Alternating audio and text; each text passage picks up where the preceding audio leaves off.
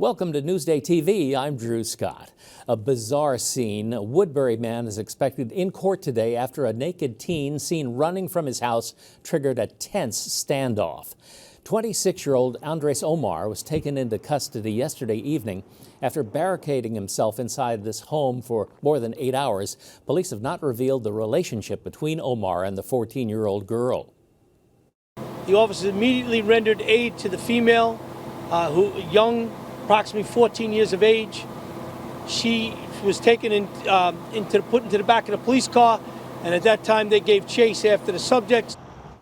What exactly happened is still being investigated. No word on what charges Omar is facing. Only a Newsday, the Long Island man charged in the wrong-way DWI crash that killed 2 teens wants evidence suppressed.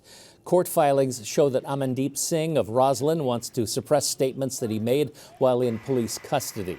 Singh is charged with killing Roslyn High School freshmen Drew Hassenbein and Ethan Falkowitz back in May. Lawmakers on both sides of the aisle moving to force a vote to expel indicted Long Island Congressman George Santos from Congress. The Republican responding with this. This expulsion vote simply undermines and underscores the precedent that we've had in this chamber. It starts and puts us in a new direction, a dangerous one. To set the record straight and put this in the record, I will not be resigning. Under House rules, a roll call vote on an expulsion motion must be held by Thursday. It's the third attempt this year to oust Santos, the subject of a scathing House Ethics Committee report and a 23-count federal indictment. A new fight over plans to restart the controversial recreational saltwater fishing license program. The DEC hosted a meeting about the plan in Kings Park yesterday. The license would cost more than $10. The state says the money generated would be used to support fishing programs, but local anglers are not convinced. Their fear is that that would happen again, and the money is not going to go to where it needs to go to enhance the programs, increase recreational fishing, increase opportunity, increase effort. I think there's a lot of reluctance to support something like that right now. New York is one of only 3 coastal states with no fees for saltwater fishing.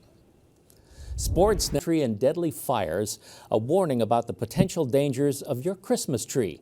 It can take less than a minute for a dry tree just to go up in flames, and Nassau officials are urging you to practice fire safety this holiday season, whether you're buying new decorations or putting up lights you've had for years. Existing lights that you may have that you've stored in your attics or in your basements, when you take them out, test them, look for any loose wires, look for any crimps in the wire or anything frayed, anything that would cause a fire. Officials say to keep your trees hydrated and away from heaters. Long Island's Christmas Queen back at #1.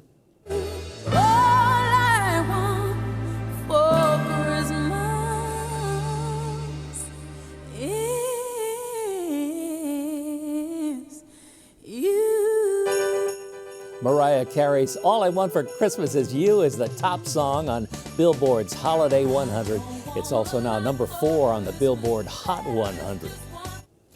Well, the countdown to Christmas continues tonight out on the East End. The Big Duck in Flanders will be lit this evening. Thousands of lights will illuminate the one-of-a-kind historic Long Island landmark. The festivities will include carols sung by the Riverhead Middle School Choir and, of course, Santa. Also tonight, tens of thousands will gather in Midtown Manhattan for the lighting of the Rockefeller Center Christmas tree. The annual ceremony at 30 Rock will be broadcast live on NBC and hosted by Kelly Clarkson. Checking out your hyperlocal forecast for the festivities tonight, be sure to bundle up. Sun and clouds today, breezy, cold.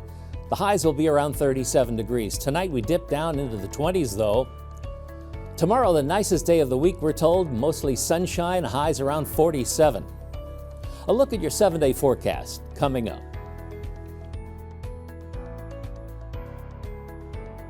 Long Island weather is brought to you by Home Tax Saver, PTRC Incorporated.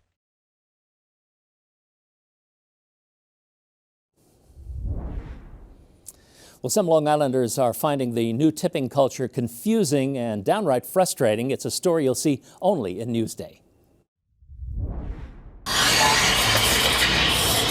Long Islanders seem to be at a tipping point and are confused over when to leave gratuities and how much to tip for all kinds of services. Amber Otto is owner of the Eastport General Store. She gives customers a choice, tip or not, and 2 ways to give a gratuity, on computer or in cash. You know, we try not to stand there and stare at them while they're being asked for a tip because it can be a little uncomfortable and I don't want anyone to feel pressured.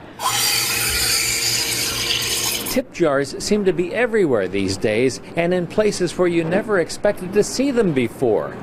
To illustrate how befuddled some customers are about tipping, according to Forbes Advisor, 3 in 10 people say they feel pressured to tip.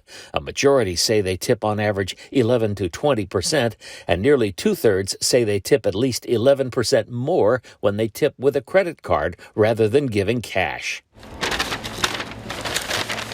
Employees here get an hourly wage and don't depend on tips for their paycheck, but many restaurants and store employees do. Still, customers are sometimes confused. I compensate them, for their tips, sometimes. Not all the time, but sometimes I do. I have a daughter who's worked in restaurants and coffee shops and totally understand that in some cases it's part of their wages, it's part of their pay. I usually personally only tip if somebody's done something. Somebody made me a latte, so that's usually how I tip. Another problem, suggested tips at the checkout counter computer touchscreen. Many screens offer multiple choices, from 15 up to 30%, no tip, or a custom selection. We have occasionally had someone accidentally give a $200 tip and they have to say, excuse me, I made a mistake on the screen. So that's always a little awkward.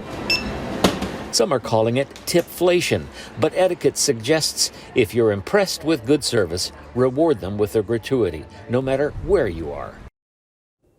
And you can read more about tipping on Long Island on Newsday.com. Click Get More below the Newsday TV video box.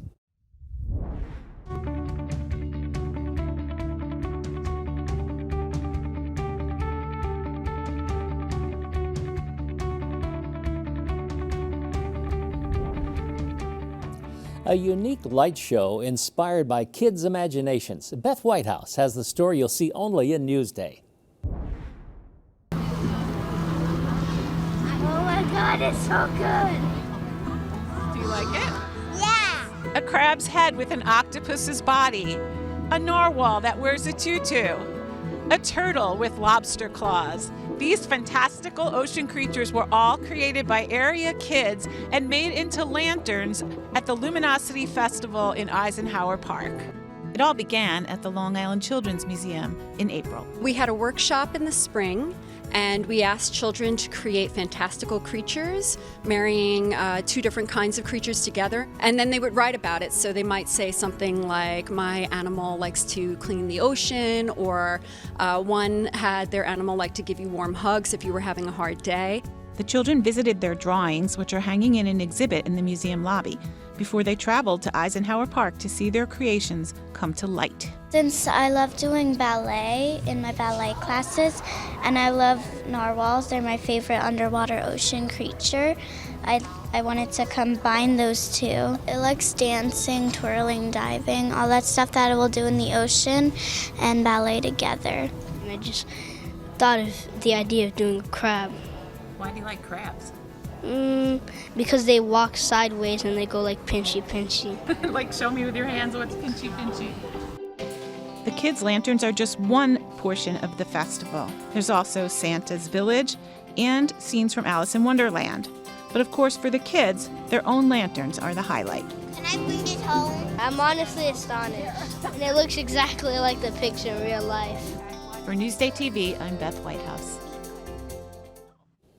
Read more about the Luminosity Festival on Newsday.com. Click Get More below the Newsday TV video box. Get in the game with Newsday. The best team of sports reporters and columnists bring you in-depth analysis, behind-the-scenes stories, and news from inside the locker room. Get in the game when you subscribe to Newsday, your destination for total sports coverage at newsday.com/sports. I'm Drew Scott. Thanks for watching. We'll leave you with a look at your hyperlocal 7-day forecast.